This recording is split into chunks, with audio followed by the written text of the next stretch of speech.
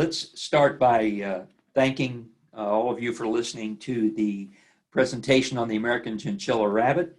The American Chin has gone from extreme popularity in the 1950s and 1960s through when I got into it in the 1970s. We had nationally around 200 members to the specialty club, and it kind of goes in waves. And so right now there's a few less than there used to be. The big concentration is in the central U.S., but for anybody that's interested in this breed, I hope to give you a bit of an overview, what to watch out for. And then following the recommendation, I'm going to talk about two shows that I remember more than any others over the 38 years I've been a judge. So I raised this breed literally for over 25 years, starting in 1973. And I held directorships in the National Club. I put out the newsletter for a number of years. So I hope that the information is useful. As you can see, on the left, the ARBA emblem, and on the right is the American Chinchilla Rabbit Breeders Association emblem, which has been around since 1923. So this breed, even though the body type has changed a bit, the assignation of this label has not. So let's start with talking about the fact that we're all excited when we have new litters. And American Chin breeders are no different. You know, you get the nest box, you look at these huge litters. Sometimes they'll have as many as 11 or 12. And then you hold your breath. You hope that the doe's a good doe. And as we move into it, you know, after a couple of days, you see the fur starting to come on. And as we move into it, they get cuter and cuter. And I want you to note, I'm going to make a comment later, but I want you to notice on the particular picture here, you can see I'm highlighting this. See the brown surface? And see it still here? I'll talk about that specifically down the road in this presentation. That's nothing to be worried about. But as we watch them develop, we have to start watching for certain things. So I've got a two-part outline. The first one's a little longer, and I'm going to show you what that is. And we're going to go over it. And then I believe in the old adage, tell them what you're going to tell them, and then tell them what you told them. So let's start. We're going to talk about the standard. I'm not going to spend a lot of time on type because it is a commercial typed rabbit, but I will make some comments. And then I'm going to spend a bit of time on their eye color because that's unusual. And then I'm going to go to color.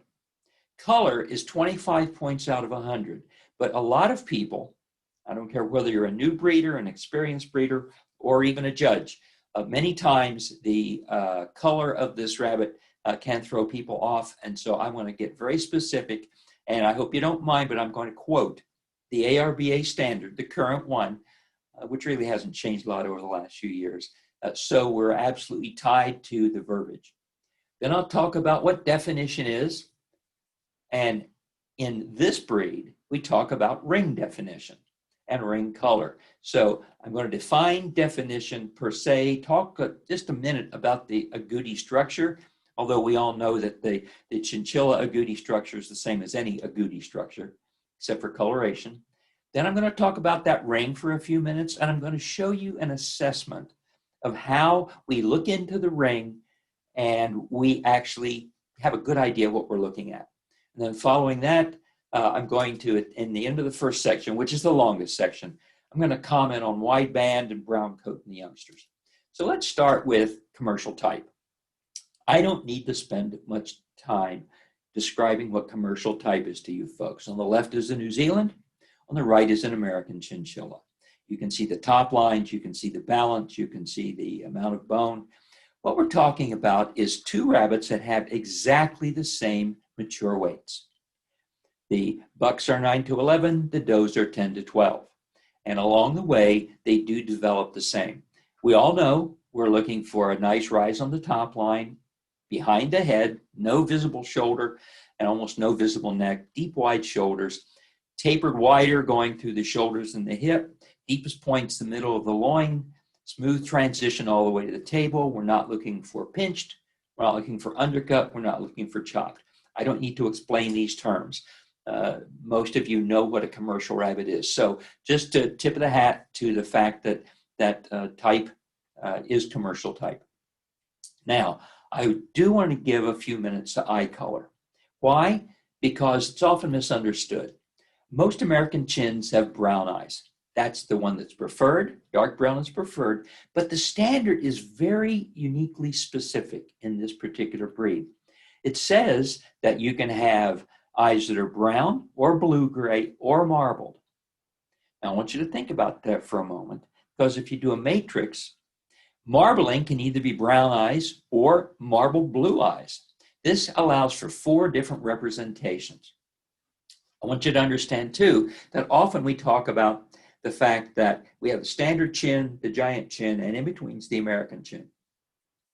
The eye color is very excuse me, very similar in all of these, but the way it's worded in the American chin standard is a little more unique. The giant and the standard chin both simply say they must match and any color but pink is allowed. But to help you out here, I actually, courtesy of Crystal Rabbitry, I have 4 photos. This is a blue-gray eye color. Blue-gray can also come in marbled. So here's a marbled blue eye color. Most common is brown or hazel. I think the words are almost interchangeable. And then we marble. We can have marbled brown or blue eyes. Just don't forget that these literally are very sensitive. All are allowed. But again, rule of thumb is they have to match. If you have it marbled in one side, you have to have it marbled in the other. We spend a little bit of time, not inordinately, but we spend a little bit of time watching, when we judge shows about the eye color. One of the things I want to make sure that you understand is that color is critical here. There's 25 points on color, but here's some wording I want you to lock in as somebody who either likes the breed or wants to know more about the breed or is interested in truly doing a great job of judging this breed. The wording in the standard is exactly this: brightly ticked with wavy jet black hairs to resemble the beautiful chinchilla surface color.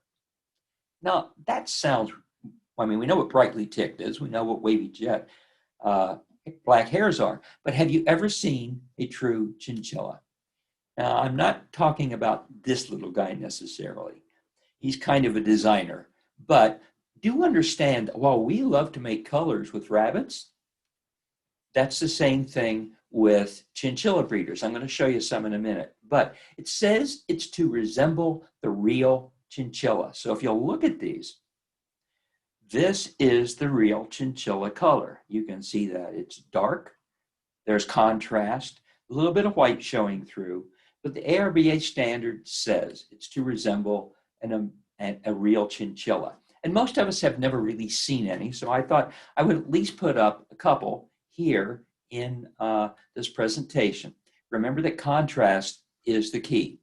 And here you can see this very thick coat on this one starting to break open, and you can see that very dark slate blue, almost black undercolor. I want you to lock that into your long-term memory because this is going to be important as we move forward in this presentation. Now, as I said, they do boutique kind of things with chinchilla breeding like we and rabbits do. So you can see all different colors. You can see violet, you can see sapphire. But what we're really looking at is the original, this color, the original chinchilla color that is in the wild.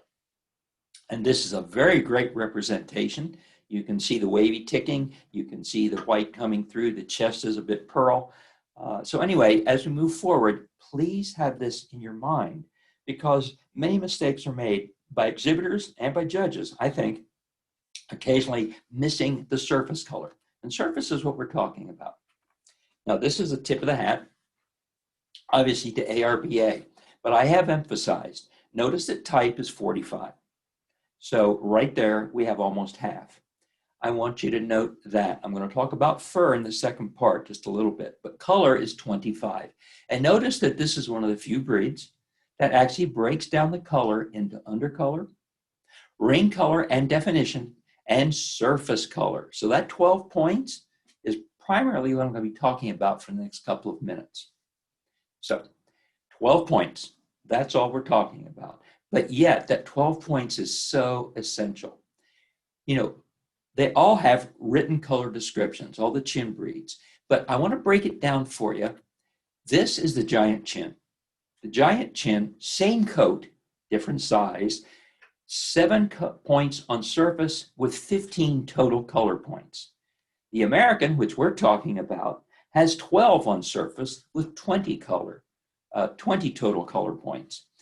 Most of you are familiar with the standard chin. The standard chin has 15 on surface, but 35, which is a lot on color. And then finally, I had to mention the Flemish giant. It's called a light gray. I don't know why in the world they don't call it a chinchilla Flemish, but they don't. But in long story short, the Flemish giant doesn't claim any surface credit. They don't break down their color points. There are 20 points overall. And so it's not broken down into definition, undercolor, ring color, etc. But you can see uniformly here on the right, most of these look pretty much the same. I want to talk to you a minute about salt and pepper. I think it is one of the most misunderstood terms in the entire ARBA glossary. This means, what is salt and pepper? Bear with me here a minute. The American Chin Standard says a color fault. Color faults are, you have to fault the rabbit if they have a salt and pepper or even surface color, if they have faded undercolor, narrow, pearl, cloudy, or smoky ring color. We want a bright pearl. Mentally, picture salt and pepper spices.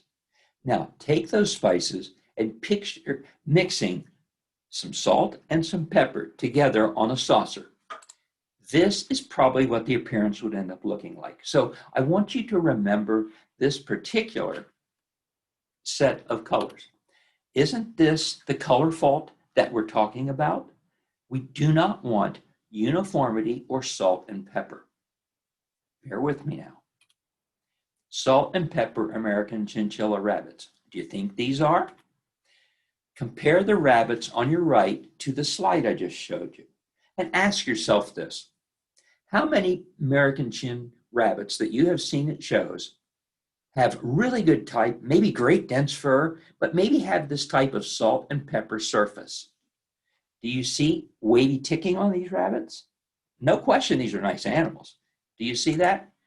This one has a little better, you'll look over here, has a little more ticking across the top. I'm going to show you what are acceptable. And I'm not saying these aren't, this is much more uniform and salt and pepper. This is a little less salt and pepper, and this is a bit better. But as we move forward, I'm going to show you some examples. Why do we have salt and pepper? Well, generally we have it partly because of guard hair distribution, but partly because it has the very light colored guard hairs and very weak base color. Remember the standard, it specifically says dark slate blue base. So if you take a look here, do you see a dark slate blue base right there? No, you don't. And yet we see this very commonly. When you have good density like this rabbit does, sometimes we can be thrown off. But I think too few exhibitors pay a lot of attention to this particular element of coat structure, and that is a dark slate blue base. If you have this dark slate blue, you're also going to have much more dark guard hairs, and you're going to have a fairly good amount of waviness. Now, you're saying, well, if these aren't acceptable, what is? Okay. First of all, lock this in your mind. Which one has brightly ticked, wavy jet black hairs, and which one has salt and pepper? Well, we don't need to discuss this. You can see very clearly. The one on the left has sparkle. The one on the left has a lot of contrast. And if you were to literally condense the fur on the one on the left, and that means taking your hands out at about a 7 or 8 inch on the surface, and then pulling them together into about a 3-inch square, you would see waves. You would be able to check undercolor much better. But long story short, I can't do that for you. I don't have a video, but I do that at every show that I judge that has American chins in it, or any chins. So you can see the contrast here between uniformity and contrast. Now, every one of these, and since you have this presentation, I'm sure you can stop this video and look at it at your leisure, but these, literally, these 9 rabbits all have some element of correct chinchilla surface color. Now, a lot of people say this is too dark. Personally, I love it. But look at these. Look at all of these, and you'll see that they do have some element of waviness and dark contrast. So I hope you can see that this is what we're looking for. Here's a good bit of waviness back here on this one on the lower left. You can see that also, a little bit of molt on this one, but this is wavy, wavy, wavy. And that's what we're looking for. They don't have to be super black or super dark to be acceptable, but they do have to have a contrast. And that's why salt and pepper has been overlooked for many, many years. But really good judges, and there are a lot of them out there, will straighten you out pretty quick if you throw a salt and pepper rabbit on the table. Now, I've judged a number of shows with American chins in them. I was very fortunate to judge the convention this year, and I've already been asked to judge for 2022 in Louisville. So I'm very excited about that. Having been in this breed so long, I enjoy it, and I just get a thrill out of judging them. These are things I have often seen on the table in an American chin class. Let's start with this. We have seen light steeled chins. Now, this rabbit obviously is not going to make it. It almost looks like a developing champagne, a young one. But I have seen some that come to the table that are almost this dark. They are steeled chins. And I think most of you know genetically what a steeled chin is. If it's a steel at all and it has gold ticking, the tips are gold, that means it's a full color. Anytime you see a steel that has white tipping, that means it's actually got the chinchilla gene, CCHD, CCHD. It's not a full color rabbit. Regardless, these are not acceptable to show in the class, nor are the seal chins. This is much harder. This is a seal chinchilla. I have probably seen over 35 plus years of judging. I've probably seen 25 or 30 of these sprinkled throughout the classes. The way you know it is when you look at the rings. They are dull. They are almost brown because the CCHL gene does not remove all of the yellow. It doesn't. It leaves some of it in there. You can see this rabbit across the board lacks the eye circles that we're looking for. It lacks a triangle up here. I would easily get rid of this rabbit, but some are much better at disguising even than this one is. Others. There are blue chinchillas. And again, they're called squirrels in Netherland dwarfs, but a blue chin is certainly coming into classes occasionally, especially if you have a lot of dark guard hairs on them. One of the things we'll have here is it is a dilute chin. Okay, not acceptable for showing, but I had a few people put them in classes occasionally, unaware that they were actually a blue. Now, I couldn't find with the ears up an ermine. Once in a while, we will get ermines in a class. They have frostiness. Some people call these frosties, but they are a chin. It's got the non-extension gene and the wideband gene, and it's not acceptable. And then finally, I have seen a number of times where a satin chinchilla, very similar in size to the American chin, have been shown in my classes. These oftentimes lack the good translucent guard hairs that make the satin, and they look very similar to the American chins that are on the table. They have good ticking. They generally have the uniform color and very good type. Where you can generally see the sheen on these is not across the back, but across the head and down on the cheeks and perhaps on the feet. But none of these are acceptable to be shown in the American chinchilla classes. I want to now analyze the coat for just a minute. We are famous in chinchilla breeds for blowing into the coat, or we've learned rather than holding our breath, if we just rub our hand across it and then blow across the back of that, and we'll show one of those in a minute, that's the way to do it. But understand that the American chinchilla, now the others have rings, but the American chin and the standard chin are the only two that have very specific measurements for how long the coat should be. If you look here on the left, 1 1/4 inches is the ideal length, as stated by the ARBA standard. 1 3/8 is the maximum length. 1 1/8 is the shorter length. The standard does also specify that either the longer or the shorter with better density are preferred over a 1 1/4 inch that doesn't quite have the density. So let's talk about these rings a minute. Right? Most breeders also understand what an agouti fur is, but I want to just touch and run on this, please. You know that when we blow in there, we're looking at individual hair shafts that tend to give the appearance of something other than what it is. Each of these shafts put together will create circles in the air hole that you blow into the fur. Why? Because they have either 3 or 4 distinct colors on the same hair shaft. These drawings can give you an idea of what that looks like. But to define definition, understand very clearly, the hair shafts individually have to grow at the same rate, or at least finish up at the same time, meaning a well-aligned hair shaft has the same length and the same colors at the same points.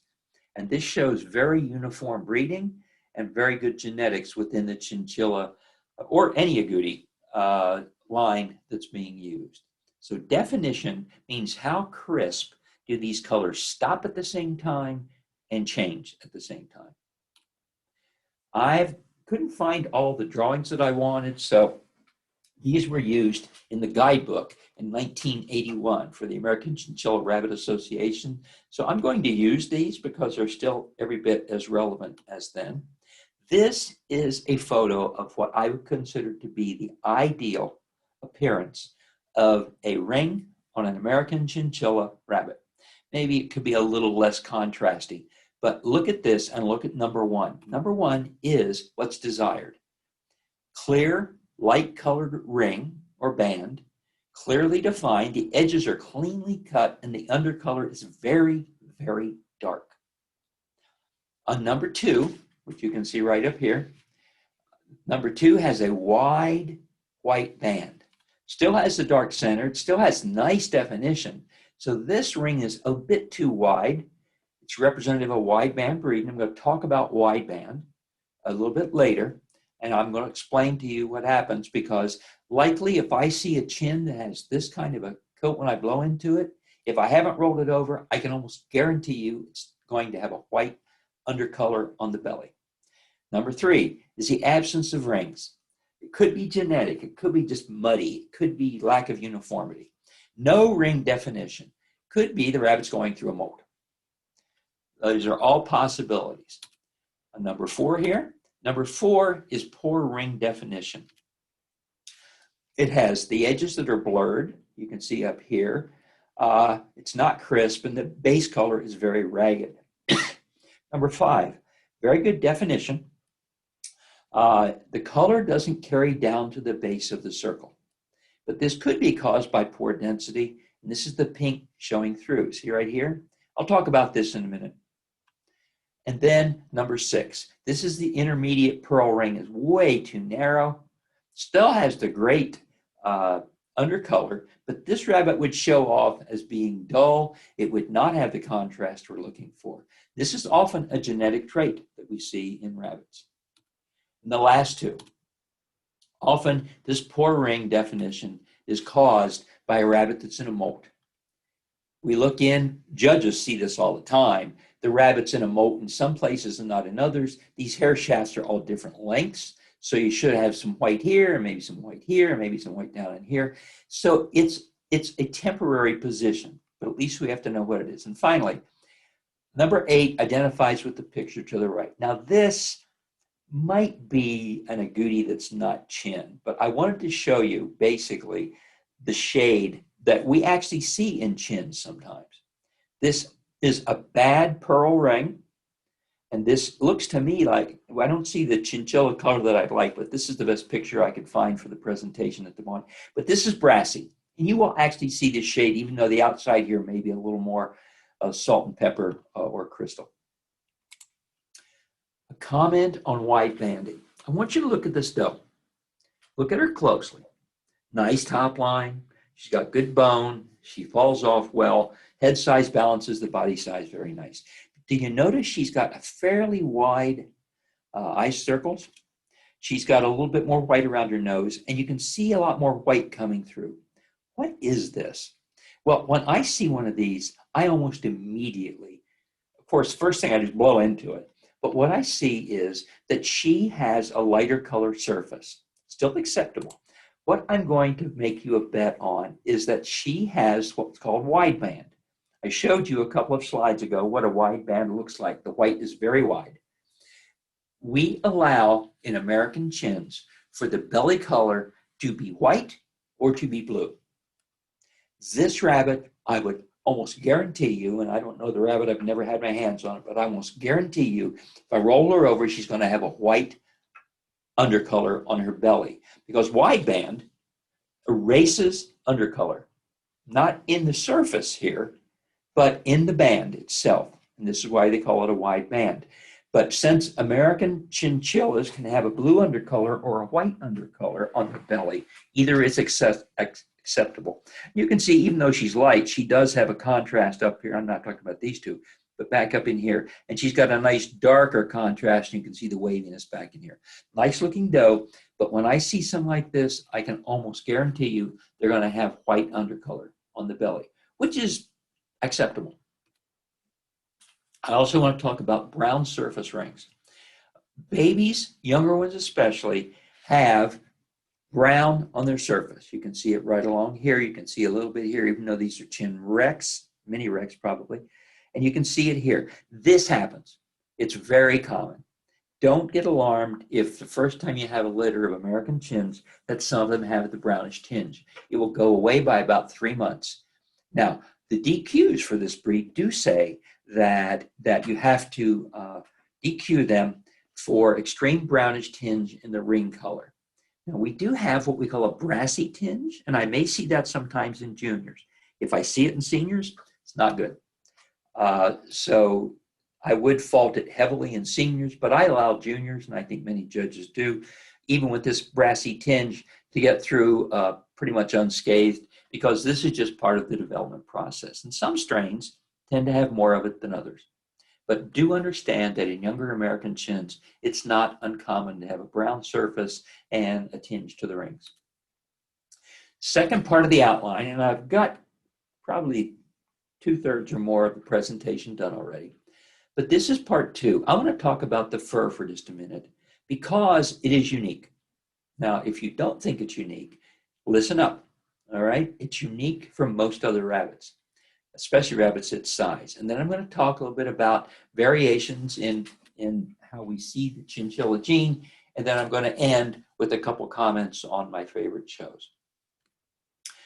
Prior to 1991, the American Rabbit Breeders Association Perfection recognized the American chin as having some kind of flyback. It wasn't even called out, okay? We know that the New Zealand, that the Champagne, and that the Californian, very similar types to the American chin, have flyback coats.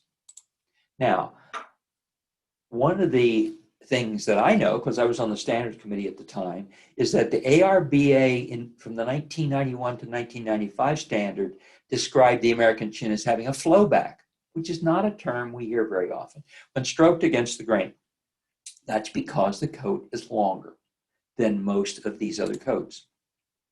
So this 91 to 95 standard actually said it did not say flyback, it did not say rollback. Once the 96 standard came out, the 96 standard said, and every subsequent standard since then has said that the American chinchilla has a rollback coat, not a flyback coat. Now, the other commercial breeds are judged as commercial normal or flyback coats. Understand, the first picture I showed you when we got into this section had to do with the length.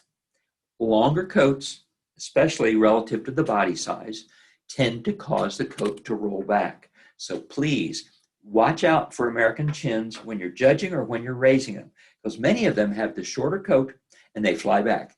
And a good judge is going to catch that, because we know what rollback is because Netherland dwarfs have rollback, and we judge a lot of those. It's a much smoother, a much slower return to the normal position. American chins and standard chins have rollback coats. So please, please, please be aware that this is one of the things that we absolutely need to keep in front of us. Let me make a comment about slate blue undercolor. I want you to take a look at this. We all, in these days of COVID-19, and I hope many of you are watching this as we're getting out of it, but I've judged a lot of American chins. On a virtual show, I've made the comment that the rabbit likes density. And I've had people reach out to me, rightfully so, and say, you didn't even touch the rabbit. How do you know what the density is? Fair question. The response works for any agouti coat, to be honest with you. And it's basically this. If you'll take a look at this, remember what I said earlier when we talked about the drawings I did? Well, if you look here, what is this? The dark slate blue does not cover up here. If this was extremely dense, you wouldn't see this bit right along here. That is the pink skin. Why does it show? Because the rabbit has poor density. If it had extreme density, you wouldn't see any of this. This is the same thing on any agouti animal. But I was able to explain to them, I understand the density on your rabbit when I look at the fact that you actually blow into it or you actually show a row so that we can examine it. So this is a bit of insight to those of you who are new to the breed or new to agouti, especially, that you can actually tell density without touching the rabbit, as long as you can get a blow into it or take a look at it. As an analogy, this gentleman also lacks density in his hair. So if you remember people more than rabbits, you can see that there's a corollary there. Okay. Other rabbits with the chinchilla gene. This is just a little aha for those of you that like American chins. For instance, the dark chin gene removes all yellow coloring. It leaves only white. The CCHD gene, and I don't want to get into a genetics discussion, but there are solid black chinchilla rabbits. This is a chinchilla, but it's all black.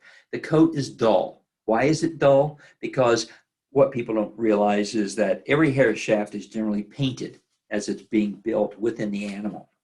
And most of your darker black rabbits have a yellow undercolor underneath the black, which makes them so deep.